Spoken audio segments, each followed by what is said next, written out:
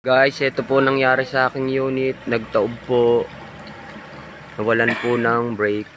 Diyan po ako pumalakta sa may helmet na yan. Buti po hindi po ako naipit.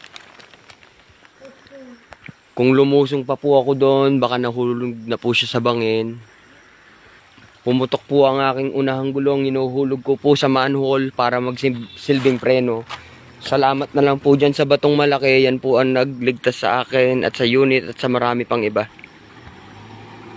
A few moments later. Ako po kakaalis lang po pero binangga po ulit. Ayaw, lima. Dito sa Silago. Ako po, na-lost brake din po siya. Ibinangga sa truck ko. Katatayo lang po ng truck ko. Binangga po niya. Yan po. Katatayo lang po ng unit ko. Binangga po. Nawalan din po ito ng preno.